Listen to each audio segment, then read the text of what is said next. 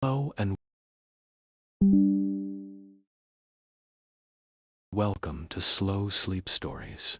Today's tale is called The Middle Schooler Who Accidentally Solved a Town Puzzle. It follows an 11-year-old named Milo Jensen, whose love for puzzles, peanut butter sandwiches, and quiet walks ends up unraveling a decades-old mystery in his sleepy hometown of Stillwater, Pennsylvania. Thanks. Before you get comfortable, please take a moment to like the video and subscribe. Now, turn off the lights, get comfortable, and let's start this journey together tonight. Stillwater, Pennsylvania wasn't the kind of place where much happened. There were more porch swings than people under 30, and the loudest thing most days was the clunk of the postman's boots on the old courthouse steps.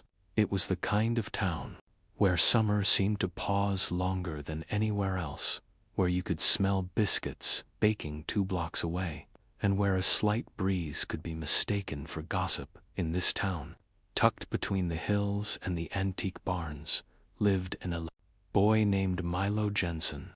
Milo had a face full of freckles, hair that seemed to be trying to outrun combs, and a mind that wandered faster than most grown-ups could follow.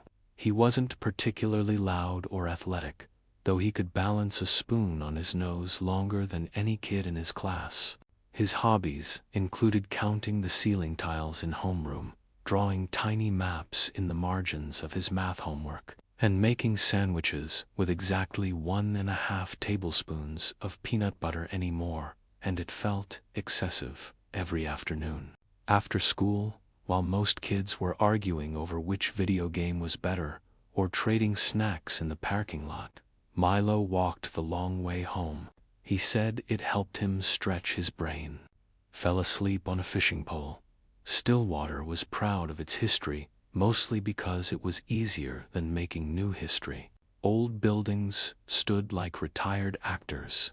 Office that had 3 jars of buttons and a sock. From 1890, you had to ring the bell twice to get the key, but Milo didn't care much for dusty exhibits. What fascinated him were the odd things no one talked about anymore, or the tiny door under the bridge, which didn't seem to lead anywhere but always smelled faintly of cinnamon. And most of all, he was fascinated by the sidewalk behind the library. It was cracked in just the right spots to jump over without missing a beat. And if you looked closely, you'd see what Milo saw: initials. Not the kind kids carve with pocket knives during recess. These were etched with perfect spacing, neat loops, and a pattern so strange it made his peanut butter sandwiches taste like questions. One square read BJ equals L, while another simply had R6 carved neatly in the corner. A few bore compass directions, others just symbols like stars or keys.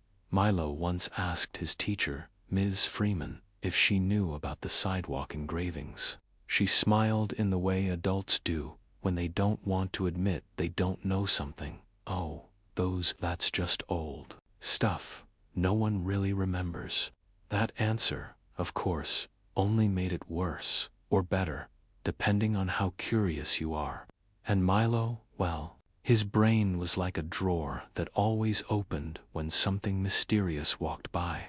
One chilly Tuesday in October, while he waited for his sandwich to unsquish itself in his backpack, Milo knelt beside the largest engraving for his sandwich arranged to unsquish like compass points in his backpack. SKLE. Milo knelt beside the largest engraving for his tiny arranged to unsquish compass point the library's basement window. Milo tilted his head, then waited for his tiny arranged to unsquish compass at the library's basement window. The wind tilted his head, almost waited for his tiny arranged to unsquish compass at the library's basement window. the wind might oscillate almost still offers the signs of switches down as these mounted. The wind might oscillate almost still offers the signs of switches down as these mounted. The wind might oscillate almost still offers the signs of switches down as these mounted. The wind might oscillate